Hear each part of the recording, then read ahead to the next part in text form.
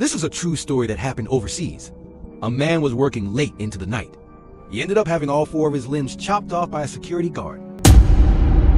My name is Aragwanzi. To achieve my dream of owning a house and a car, I work overtime every day with my coworker Emanako until late at night.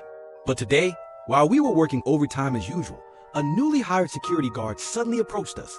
He ordered us to leave the company. No matter how I explained that we were working legitimate overtime, he refused to listen. That's when I noticed he was wearing a small camera on his body. I immediately asked him why he was wearing a camera at work.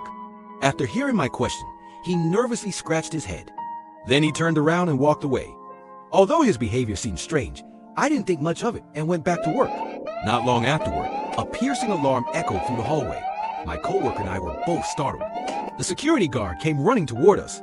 He told us to get out immediately, saying armed robbers had broken into the building.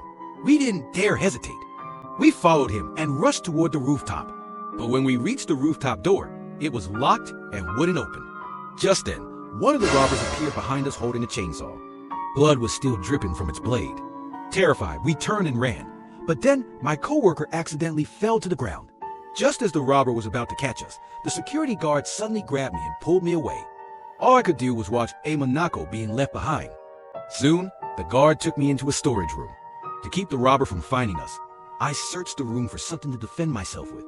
Then I suddenly noticed inside a cabinet, there was a camera identical to the one the guard was wearing. I picked it up. Just as I was about to ask him about it, he suddenly pulled out a butcher's knife. He slowly walked toward me, then stabbed it toward my side. Luckily, I caught his arm. I demanded to know what he was trying to do. His answer left me speechless. He said he was live streaming murders. Every camera here had been set up for the live stream. With no time to think, I grabbed a can of insecticide behind me and sprayed it directly into his face. While he was down, I ran out of the room. I climbed into the ventilation duct and escaped the building through it. I immediately called the police. But by the time they arrived, the 2 culprits had already disappeared. My coworker survived, but all 4 of his limbs had been brutally chopped off.